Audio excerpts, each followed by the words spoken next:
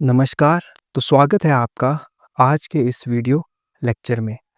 तो कल के वीडियो लेक्चर में हमने स्टार्ट किया था हिमाचल प्रदेश की गठन प्रक्रिया को पढ़ना। तो वीडियो 1 में हमने सोलन सम्मेलन के बारे में पढ़ लिया था। तो आज के इस वीडियो लेक्चर में हम उससे की आगे की प्रक्रिया को शुरू करेंगे।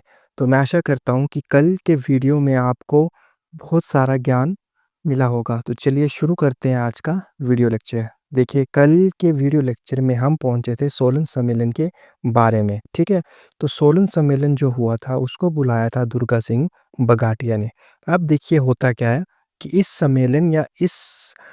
सम्मेलन के बारे में पूछने के लिए हिमाचल से 2 व्यक्ति महात्मा गांधी जी के पास गए थे। अब वो 2 व्यक्ति कौन थे? एक थे आपके दुर्गा सिंह और दूसरे थे जोगिंदर सिंह, जो कि उस समय मंडी रियासत के राजा थे, ठीक है?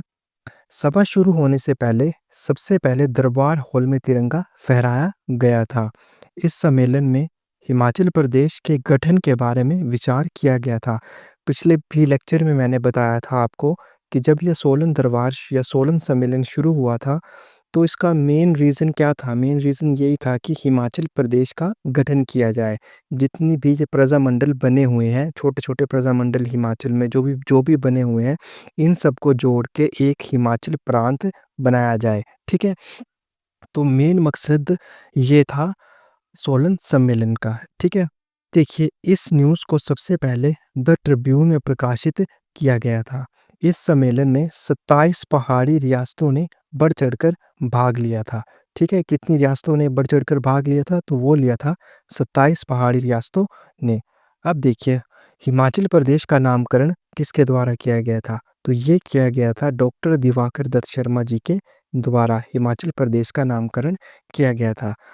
अब देखिए जितने भी ये येलो हाइलाइट करके नाम मेंशन किया गया है, ये बहुत ही इम्पोर्टेंट नाम है, ठीक है?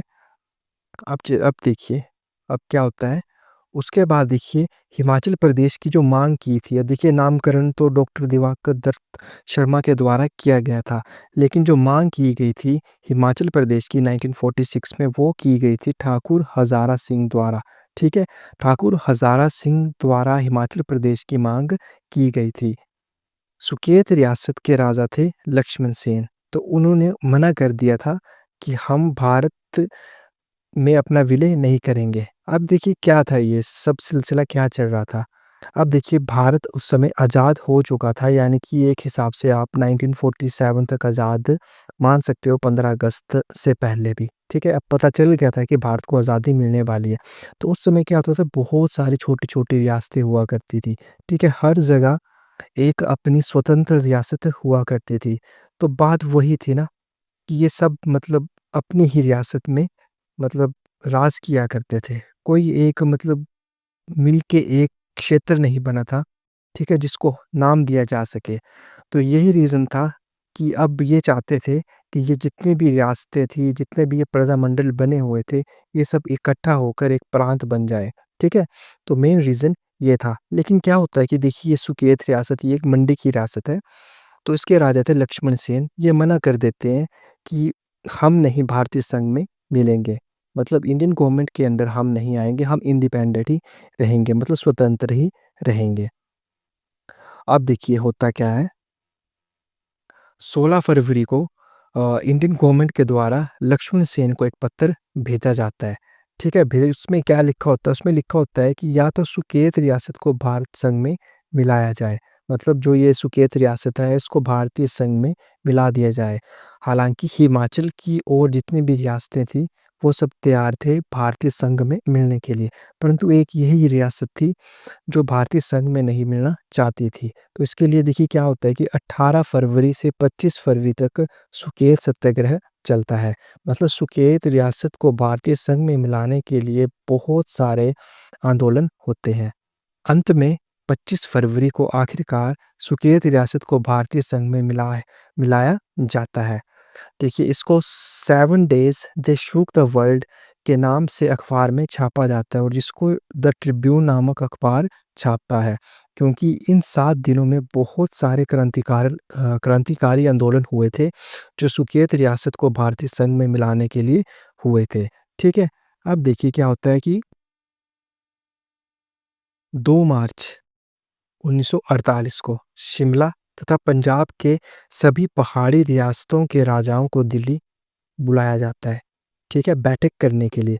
अब देखिए सारी रियासतों ने मतलब मिल चुके हैं, मतलब एक हिसाब से इन्होंने अपना जो पत्र होता है ना, घोषणा पत्र, कि भई हम भारतीय संघ में मिल जाएँगे। अब देखिए क्या होता है कि सेंट्रल गवर्नमेंट क्या करती है कि 2 मार्च 1948 को क्या करती है कि उन सभी रियासतों के जितने भी हमारे ये पहाड़ी रियासतों के राजा हैं ना, उनको क्या करते हैं कि मतलब दिल्ली बुलाया जाता है उन सभी को बैठक करने के लिए। जो ये बैठक या सम्मेलन हुआ था, तो उसके सचिव थे उस समय सीसी देसाई, ये भी बहुत ही इम्पोर्टेंट नाम है। सीसी देसाई ने बिना माँगे सुने ही इन रियासतों को भारतीय संघ में मिला दिया था, परंतु हिमाचल रियासतों के राजा चाहते थे कि उनकी माँग सुनने के बाद ही उन्हें मिलाया जाए, ठीक है? अब देखिए ये सीसी देसाई क्या करते हैं कि अब उन्हें पता था कि इन्होंने सभी ने हस्ताक्षर एक हिसाब से कर दिया है, तो इन्होंने उनकी माँग को नहीं सुना और सीधा ही विले पत्र पर मतलब दे दिया कि बस ये एक हिमाचल प्रांत हम बना देंगे। लेकिन कुछ रियासत के राजा चाहते थे कि कुछ हमारी माँगे हैं, वो माँगे स्वीकार करने के बाद ही हम विलय पत्र या घोषणा पत्र पे हस्ताक्षर करेंगे। लेकिन ये सुनते हैं नहीं और क्या करते हैं कि सीधा ही हिमाचल की जितनी भी रियासतें हैं, उनको भारतीय संघ में मिला देते हैं। अब इससे क्या होता है कि जितने भी राजा थे हमारी सारी पहाड़ी रियासतों के, वो हिमाचल प्रदेश का नाम चाहते थे। मतलब हिमाचल प्रदेश का एक नाम चाहते थे। मतलब उसका नाम देना चाहते हैं। अभी हिमाचल प्रदेश पड़ा नहीं था नाम, ठीक है? अभी तो सिर्फ़ एक के हिसाब से कोई काउंसिल बनाई जा रही थी, कोई क्या किया जा रहा था, एक गठन किया जा रहा था। तो वो रियासतों के सारे जो जितने भी राजा थे, उन सब ने मिलकर यही एक डिसाइड किया था कि एक जो ये क्षेत्र बनेगा, इन हम सब रियासतों को मिलाकर उसको नाम दिया जाएगा हिमाचल प्रांत या हिमाचल प्रदेश, ठीक है? अब देखिए होता क्या है, उसके बाद ही हम भारतीय संघ में मिलाया जाए, ठीक है? मतलब ये माँग लेके आए थे सीसी देसाई के पास कि ऐसा-ऐसा है कि हम मतलब ये डिमांड हमने रखी है, लेकिन वो सुनते नहीं हैं और सीधा ही मतलब संघ में मिला देते हैं, ठीक है? तो इससे क्या होता है कि जितने भी ये राजा होते हैं ना, वो सारे खफ़ा होकर वहाँ से चले जाते हैं। मतलब बड़े रूड से हो जाते हैं कि हमारी बातें नहीं सुनेंगे और बिना बातें सुने ही हमको हमारा मतलब भारतीय संघ में विलय कर दिया गया। अब देखिए होता क्या है कि उस समय गृह मंत्री सरदार वल्लभ भाई पटेल थे, ठीक है? अब उस समय हमारे गृह मंत्री सरदार वल्लभ भाई पटेल थे। जब सारे खफ़ा होकर चले गए थे, तो वहाँ से एक आदमी था जिनका नाम था भागमल सोठा, जो कि शिमला जुब्बल के रहने वाले थे। वो अपनी माँगों को लेकर सरदार वल्लभ भाई पटेल के पास गए और कहा कि जितनी भी रियासतें मिली हैं, उनका गठन करके उनका नामकरण या उनका नाम हिमाचल प्रदेश रखा जाए। उसके बाद ही हम विलय करेंगे केंद्र सरकार में, ठीक है? तो अब क्या होता है कि जो ये हमारे उस समय मंत्री बने थे, ठीक है? तो ये मान जाते हैं इन सब की बातों को। तो क्या होता है कि 8 मार्च 1948 को, ठीक है? ये 8 मार्च 1948 को सभी राजाओं ने विलय पत्र पर हस्ताक्षर कर देते हैं, क्योंकि अब जो माँग मान ली गई थी, ठीक है? उन्होंने उनकी माँग को रख लिया था कि हाँ जी, हमने आपकी बस सरदार वल्लभ भाई पटेल ने उनकी माँगों को सुन लिया और कहा कि अब हम जो आपके क्षेत्र का नाम है, वो रखेंगे हिमाचल प्रदेश, ठीक है?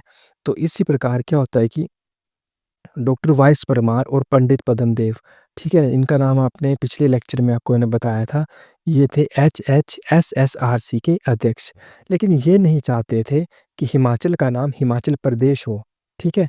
वो चाहते थे कि हिमाचल का नाम हिमाचल प्रांत हो, परंतु इन दोनों की अपील रद्द कर दी गई थी, क्योंकि इतना समय था नहीं अब सेंट्रल गवर्नमेंट के पास कि बार-बार कोई भी आए और कोई भी यही मुद्दा रखे कि अब ये हमारी अलग से माँग है। अब एक बार सरदार वल्लभ भाई पटेल ने इस चीज़ को फाइनल कर दिया गया था। तो अब होता क्या है कि इन दोनों की अपील को सरदार वल्लभ भाई पटेल रद्द कर देते हैं। अब देखिए अंत में होता क्या है? अंत में 15 अप्रैल 1948 को हिमाचल प्रदेश का गठन आखिरकार हो ही जाता है। ठीक है? 15 अप्रैल 1948 को हिमाचल प्रदेश का फाइनली गठन हो जाता है। मतलब नाम पड़ जाता है कि अब ये क्षेत्र हिमाचल प्रदेश कहलाएगा। ठीक है? अब चलते हैं अब आगे नेक्स्ट पेज पे। देखिए, इसमें हिमाचल की 26 रियासतें शामिल थी और पंजाब की 4 पहाड़ी रियासतें शामिल थी। इसी से मिलकर ही हिमाचल प्रदेश का गठन हुआ था। कुल 30 रियासतों से मिलकर 15 अप्रैल 1948 को हिमाचल प्रदेश का गठन हुआ था। 15 अप्रैल को ही हम क्या मनाते हैं? हिमाचल दिवस के रूप में मनाते हैं, ठीक है? जब हिमाचल प्रदेश का गठन हुआ था, तब हिमाचल प्रदेश में केवल 4 ही ज़िले थे। ये बहुत ही इम्पोर्टेंट फैक्ट है। जब हिमाचल प्रदेश का गठन हुआ था 15 अप्रैल 1948 को, तब हिमाचल प्रदेश में कुल 4 ही ज़िले थे। पहला था चंबा, जो कि सबसे पुराना ज़िला है। दूसरा आता है मंडी ज़िला, तीसरा आता है महासू और चौथा आता है सिरमौर, ठीक है? ये 4 ज़िले थे गठन के समय। देखिए, इसकी लोकेशन हम मैप में देखेंगे, ठीक है? ये रहा सबसे ऊपर चंबा, ठीक है? ये रहा मंडी, ये रहा महासू और ये रहा नीचे सिरमौर। बाकी ये जो क्षेत्र बच रहा है, जैसे लाहौल स्पीति हो गया इस साइड को, ठीक है? यहाँ कुल्लू हो गया, यहाँ मंडी हो गया, यहाँ पे कांगड़ा आ गया। ये सभी अभी किसके अंडर थे? ये सभी थे अभी पंजाब के अंडर। जब हिमाचल का गठन हुआ था, तब हिमाचल में कुल 4 ही ज़िले थे, ठीक है? होप सो कि आपको इतना समझ आ गया होगा। अब चलते हैं अब आगे। अब देखिए, जब हिमाचल प्रदेश का गठन हुआ था, तो उस समय हिमाचल प्रदेश का क्षेत्रफल था 27,017 वर्ग किलोमीटर, ठीक है? इतना हिमाचल प्रदेश का क्षेत्रफल था। अब देखिए होता क्या है आगे। यह क्षेत्रफल 1948 से लेकर 1954 तक रहा, क्योंकि 1954 में पांचवा एक और ज़िला हिमाचल में जुड़ जाता है, जिसका नाम था बिलासपुर, ठीक है? वो अब हम आगे की वीडियो में देखेंगे कि किस प्रकार से वो ज़िला जुड़ता है। अब हिमाचल प्रदेश को मुख्य आयुक्त क्षेत्र के रूप में गठित किया जाता है, ठीक है? मतलब उसको नाम तो हिमाचल प्रदेश ही है ना, लेकिन अभी वो राज्य बना नहीं था। राज्य से पहले उसको क्या बनाया जाता है? मुख्य आयुक्त क्षेत्र बनाया जाता है, ठीक है? बहुत ही इम्पोर्टेंट है। सबसे पहले हिमाचल प्रदेश को क्या बनाया गया? तो वो बनाया जाता है मुख्य आयुक्त क्षेत्र, जिसको इंग्लिश में कहते हैं चीफ कमिश्नर प्रोविंस, ठीक है? Chief commissioner province. अब देखिए, जब हिमाचल प्रदेश मुख्य आयुक्त क्षेत्र बनता है, तब हिमाचल का जो पहला मुख्य आयुक्त बनते हैं, ठीक है? हिमाचल प्रदेश का पहला मुख्य आयुक्त बनते हैं, वो बनते हैं एनसी मेहता। बहुत ही इम्पोर्टेंट नाम है। जितने भी ये येलो कलर से हाइलाइट किए गए हैं नाम, ये बहुत ही इम्पोर्टेंट नाम है। एनसी मेहता को हिमाचल प्रदेश का पहला मुख्य आयुक्त बनाया जाता है। बात की जाए उप मुख्य आयुक्त की, तो ईपी मून को बनाया जाता है, लेकिन बाद में ईपी मून को हटा दिया जाता है, क्योंकि यह तानाशाह किस्म का आदमी था, ठीक है? यहाँ पे करेक्ट कर लीजिए, किस्म होगा, आदमी था। अब बाद में 1951 के बाद देखिए, 1948 से लेकर 1951 तक जो हिमाचल का मुख्य आयुक्त रहते हैं, वो रहते हैं एनसी मेहता। लेकिन 1951 के बाद भगवान सहाय, ठीक है? ये उप मुख्य आयुक्त के रूप में कार्य करते हैं, ठीक है? अब देखिए आगे की स्लाइड में। देखिए, 1948 से लेकर 1951 तक हिमाचल प्रदेश मुख्य आयुक्त क्षेत्र के रूप में रहा। मतलब जब इलेक्शन होंगे 1951 के बाद, 1952 में गवर्नमेंट बनेगी, तब तक हिमाचल प्रदेश मुख्य आयुक्त क्षेत्र के रूप में रहा, ठीक है? अब 1951 के बाद इसे ग श्रेणी का राज्य, यानी कि सी स्टेट बनाया जाता है, ठीक है? देखिए, पहले जब म भारत आज़ाद हुआ था, ठीक है? एक रफ डायग्राम बनाने की कोशिश करें अगर हम इंडिया की, ऐसे मान लीजिए, ठीक है? तो उस समय जो ये क्षेत्र होते थे, जितने भी था, हिमाचल, पंजाब, जितने भी है, मध्य प्रदेश, गुजरात, जितने भी है, तो इनको अभी राज्य के रूप में नहीं बाँटा गया था। जो छोटे थे, उनको रखा गया था मुख्य आयुक्त क्षेत्र के रूप में। जो इससे बड़े राज्य थे, उनको रखा गया था सी स्टेट में, और जो उससे बड़े राज्य बन गए थे, उनको दिया गया था पूर्ण राज्य का दर्जा। लेकिन अभी हिमाचल इसके अंडर नहीं आता था, तो इसीलिए अभी तक इसको मुख्य आयुक्त क्षेत्र के रूप में रखा गया था, ठीक है? लेकिन 1951 के बाद इसको ग श्रेणी, यानी कि सी स्टेट में रखा जाता है, और उसके बाद अंत में 1971 में जाकर हिमाचल प्रदेश एक राज्य बनता है, ठीक है? एक पूर्ण रूप से राज्य बनता है। तो ये आगे की प्रोसेस है, ये अब हम आगे की वीडियो में देखते जाएँगे किस प्रकार से ये प्रोसेस चलती है। देखिए, 1948 में जब हिमाचल प्रदेश का गठन हुआ था, तब हिमाचल प्रदेश की जनसंख्या थी 9,35,000। ठीक है, ये भी बहुत ही इम्पोर्टेंट फैक्ट है। उस समय हिमाचल की जनसंख्या थी 9,35,000। हिमाचल प्रदेश में देखिए हाई कोर्ट बनता है 1971 को, लेकिन उससे पहले भी तो लोगों को न्याय दिया जाता था। ठीक है, तो वो जो न्याय दिया जाता था, वो दिया जाता था न्यायिक अधीक्षक द्वारा, जो कि उस समय हुआ करते थे जे.एन. बनर्जी। ठीक है, अब देखिए बात करते हैं अब हम बिलासपुर ज़िले की। ठीक है, 1948 को बिलासपुर को हिमाचल में जोड़ना चाहते थे। ठीक है, परंतु भाखड़ा नंगल डैम की वजह से कुछ लोग या नेता यह नहीं चाहते थे कि बिलासपुर को हिमाचल में जोड़ा जाए, लेकिन कई नेतागण ये भी चाहते थे कि बिलासपुर को हिमाचल प्रदेश में जोड़ा जाए। ठीक है, अब देखिए होता क्या है, बिलासपुर का एक नेता थे उस समय, जिनका नाम था संतराम। वो संसद में जाते हैं और प्रधानमंत्री से अपील करते हैं कि बिलासपुर को हिमाचल प्रदेश में जोड़ा जाए। अंत में उनकी अपील को सुन लिया जाता है और 1 जुलाई 1954 को बिलासपुर को हिमाचल प्रदेश में जोड़ दिया जाता है तथा बिलासपुर हिमाचल का 5वां जिला बन जाता है। 4 जिले पहले से एग्जिस्ट करते थे और 5वां कौन-सा बनता है? बिलासपुर। ठीक है? ये था बिलासपुर के बारे में। अब देखिए, अब अकेला आदमी एनसी मेहता, जो कि मैंने बताया ना आपको 1948 से जब हिमाचल प्रदेश को मुख्य आयुक्त क्षेत्र बनाया गया था, तो अब ये क्या करते हैं कि एक माँग करते हैं कि मतलब अब अकेला ये आदमी पूरे हिमाचल को तो नहीं चला सकता था, ठीक है? मतलब एनसी मेहता पूरे हिमाचल के ऊपर देख-रेख करना एक आदमी बहुत मुश्किल होता है। तो इसके लिए 1948 में एक सलाहकार परिषद बनाई गई थी, ठीक है? जिसमें मतलब सलाह देने का काम होता था और अन्य मंत्री होते थे जो इसकी सहायता करते थे, जिसमें 9 व्यक्तियों को एनसी मेहता के सलाहकार के रूप में चुना गया था। उसमें से प्रमुख व्यक्ति थे वायस परमार, पंडित पद्मदेव और जोगिंदर सेन इत्यादि इसमें शामिल थे। अब यह सलाहकार चाहते थे कि हमें भी कुछ पावर दी जाए। अब देखिए 1948 तक के बाद ये मतलब सलाह देते रहते हैं। अब होता ही है ना कि कोई भी किसी के साथ जुड़ता है, तो वो चाहता है कि हम भी पावर में आएँ। तो 1951 तक इन सभी के दिमाग में बस यही विचार आता है कि हमें भी कुछ पावर दी जाए, ठीक है? तो इसके चलते 1951 में कांग्रेस नेताओं ने क्या किया कि सलाहकार परिषद से इस्तीफ़ा दे दिया। अब तो ये बहुत मुश्किल हो गया उनके लिए, एनसी मेहता के लिए, कि अब इन सब ने इस्तीफ़ा दे दिया, अब करे तो करे क्या? ठीक है, अब चलते हैं अब नेक्स्ट स्लाइड के ऊपर।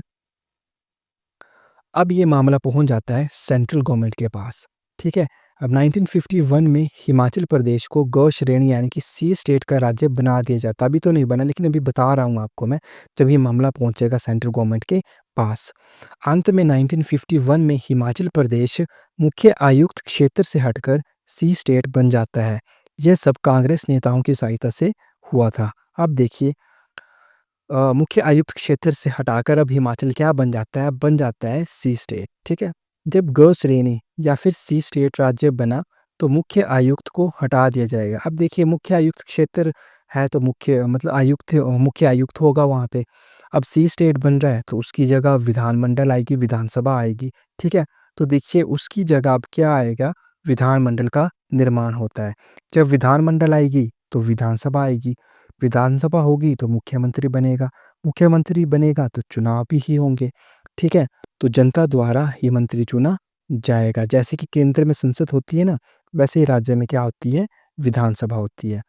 भारतीय संसद द्वारा हिमाचल को सी श्रेणी का राज्य बनाने की घोषणा की गई थी। अब देखिए ये सब कुछ हो जाता है, मतलब अब आगे हम इलेक्शन की प्रोसेस देखेंगे किस प्रकार से 1951 के एंड में इलेक्शन होते हैं, ठीक है? और इससे पहले ये जान लीजिए कि 1 अप्रैल 1952 को हिमाचल के उपराज्यपाल बने थे, वो थे मेजर जनरल हिम्मत सिंह। बहुत ही इंपॉर्टेंट नाम है इनका भी, मेजर जनरल हिम्मत सिंह, ठीक है? अब देखिए, अब हम चुनाव के बारे में थोड़ा देख लेते हैं। देखिए 1951 में जैसे ही विधानमंडल आई, तब क्या होते हैं? चुनाव होते हैं। 1951 के चुनाव, ठीक है? 90 इसको हम 1951 के चुनाव के नाम से जानते हैं। तो 1951 के अंत में 36 विधानसभा सीटों पर क्या होते हैं? चुनाव होते हैं। सर्वप्रथम किन्नौर के कल्पा से अक्टूबर 1951 में चुनाव शुरू हुए थे। तो सबसे पहले कहाँ से चुनाव शुरू हुए थे? ये शुरू हुए थे किन्नौर के कल्पा से, और सर्वप्रथम श्याम शरण दास नेगी हिमाचल प्रदेश के पहले मतदाता बने थे जिन्होंने मत दिया था। ये जो चुनाव हुए थे हिमाचल में, इसको हम प्रथम आम चुनाव कहते हैं। ठीक है, प्रथम आम चुनाव इसको कहा जाता है। इसमें 36 सीटें थी जिसमें 4 पार्टियां शामिल थी जो कि इससे लड़ रही थी। तो पहली थी कांग्रेस, दूसरी थी एससी, तीसरी थी कामगार मजदूर पीपल पार्टी और चौथी थी निर्दलीय उम्मीदवार। देखिए इनको कितनी, अब जब चुनाव हो जाते हैं, मतलब संपन्न हो जाते हैं, तो कांग्रेस को मिलती है 24 सीटें, एससी को मिलती है 1 सीट, कामगार मजदूर पीपल पार्टी को मिलती है 3 सीट और निर्दलीय उम्मीदवार को मिलती हैं 8 सीटें। ठीक है, अब होता क्या है, अंत में हिमाचल प्रदेश में कांग्रेस की पहली सरकार बन जाती है। 24 मार्च 1952 को वाइस परमार पहले मुख्यमंत्री बनते हैं तथा उपराज्यपाल हिम्मत सिंह द्वारा उन्हें शपथ दिलवाई जाती है। पंडित पद्मदेव और गौरीशंकर अन्य 2 मंत्री बनाए जाते हैं। ठीक है, अब देखिए ये गवर्नमेंट बन चुकी हैं, अब मिनिस्टर भी तो बनेंगे। ठीक है, तो मिनिस्टर में सबसे पहले आते हैं विधानसभा का सर्वप्रथम अध्यक्ष किसे चुना गया था, तो वो बने थे पंडित जयवंत राम। ठीक है, अब जो हिमाचल प्रदेश में विधानसभा आई थी ना, विधानमंडल विधानसभा जो बनी थी, तो जो उसके सर्वप्रथम अध्यक्ष बने थे वो बने थे पंडित जयवंत राम। अब विधानसभा के उपाध्यक्ष तो ये बने थे श्री कृष्ण चंद जी। हिमाचल प्रदेश के पहले मुख्य सचिव के रूप में नियुक्त किया गया था, उन्हें किया गया था, वो थे केएल मेहता। ठीक है, बहुत ही इंपॉर्टेंट नाम है ये सभी। अब देखिए चिरंजी लाल वर्मा हिमाचल प्रदेश के पहले राज्यसभा के सदस्य बनते हैं जो कि 1952 से लेकर 1956 तक रहते हैं। ठीक है, प्रथम महिला राज्यसभा सदस्य बनती हैं लीला देवी, बहुत ही इंपॉर्टेंट है। ठीक है, प्रथम महिला राज्यसभा सदस्य बनी थी लीला देवी जो कि 1956 से बनी थी। जब हिमाचल प्रदेश का 5वां जिला बिलासपुर बना था तब क्षेत्रफल देखिए हिमाचल का कितना हो गया था, 27,018, यानी कि 27,017 जो पहले था वो, और अब बिलासपुर का भी जुड़ जाएगा इसमें 1,168।